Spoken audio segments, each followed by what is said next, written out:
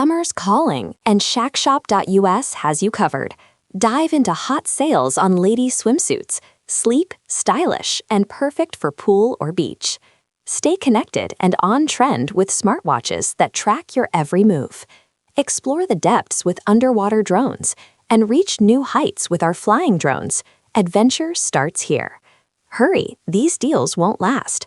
Shop now at shackshop.us and make this season unforgettable. shackshop.us, where adventure meets style. The story shared by Perez Hilton is one that starts with something ordinary, seasonal illness, and spirals into a life-threatening medical crisis that nearly cost him everything. In a deeply personal and emotional video posted to his YouTube channel, the longtime celebrity blogger opened up about a frightening health ordeal that kept him hospitalized for 3 weeks.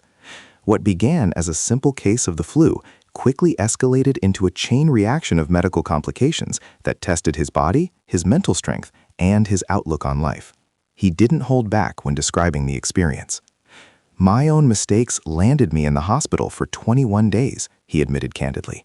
"It was one of the worst experiences I've ever gone through, but at the same time, it changed me in ways I didn't expect. A simple illness turned serious." Before the hospitalization, he explained, he had been dealing with the flu for about a week. Like many people, he tried to push through it, managing symptoms with over-the-counter medications and rest. He emphasized that he doesn't live a reckless lifestyle. "I'm not someone who parties hard or abuses substances," he said, making it clear that what happened wasn't due to extreme habits, but rather a seemingly small oversight. That oversight? Taking medication improperly. For several days, he took flu medication consistently, but without eating. While this might seem harmless, many medications require food to protect the stomach lining. Ignoring that guidance can lead to serious complications, and in his case, it did. The hidden danger, from ulcer to emergency. Over time, his body began to react. What started as discomfort developed into something far more severe. The repeated irritation from medication taken on an empty stomach led to the formation of an ulcer, but it didn't stop there. The ulcer worsened. Eventually, it caused a perforation, a hole in the stomach or intestinal lining, which allowed harmful bacteria to escape into the body. This triggered sepsis, a dangerous and potentially fatal condition caused by the body's overwhelming response to infection. "People die from sepsis," he said, his voice filled with emotion. "That's what I had." At first, he didn't realize the severity of what was happening. The day before he was hospitalized, he experienced intense stomach pain, but assumed it would pass. "I thought, this is weird, but it'll go away," he recalled. It didn't. The moment everything changed. The following morning, his condition deteriorated rapidly. He could barely move. Walking became impossible, and the pain was overwhelming. At that point, it was clear something was seriously wrong. Emergency services were called, and he was rushed to the hospital. From there, his life entered a completely different reality, one filled with uncertainty, pain, and constant medical intervention. Inside the hospital, a 21-day battle. His hospital stay lasted 21 days, a period he described as both surreal and terrifying. "The first few days were intense," he said. "Constant pain, constant testing. Doctors ran every test imaginable, x-rays, CT scans, ultrasounds, trying to locate the exact source of the perforation and infection. But it wasn't immediately clear where the damage was, which only added to the stress and fear. They couldn't find it at first," he explained. "That was really scary." Days passed with little clarity. Then came surgery. Multiple procedures and a fight for stability. After about 5 days in the hospital, doctors decided to perform laparoscopic surgery. The goal was to explore internally and locate the perforation that was causing the infection. He described the procedure in stark terms. "They basically had to move things around inside me to find the problem," he said. Even after that surgery, complications continued. The infection had spread, and his body was struggling to fight it off. He required additional procedures to drain infection and prevent further damage.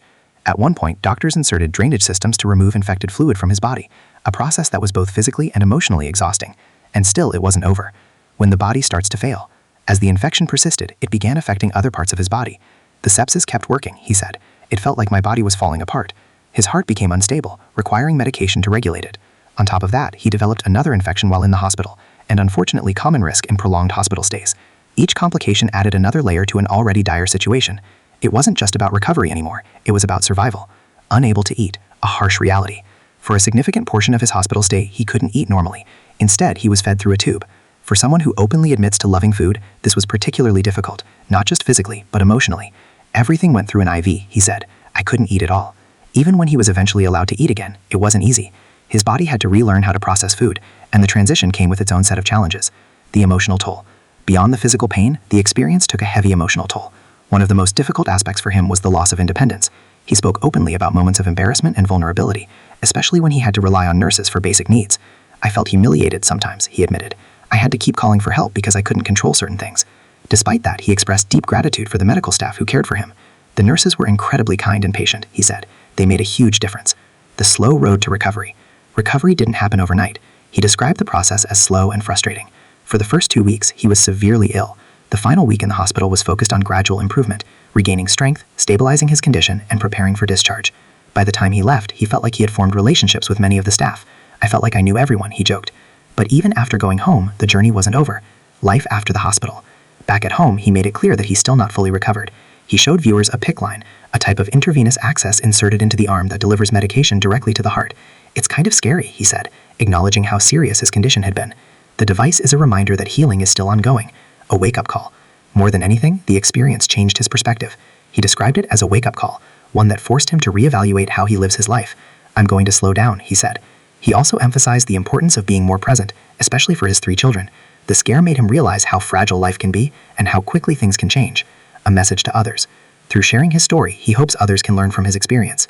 What seems like a small mistake, like not taking medication with food, can have serious consequences. His story is a reminder to follow medical instructions carefully, listen to your body, seek help when something feels wrong, never ignore severe or unusual pain. Final reflection. In the end, what started as a routine illness turned into a life-threatening ordeal that lasted weeks and required multiple interventions. But it also became a turning point. So while his body endured unimaginable stress, his perspective shifted in a way that may ultimately change the course of his life.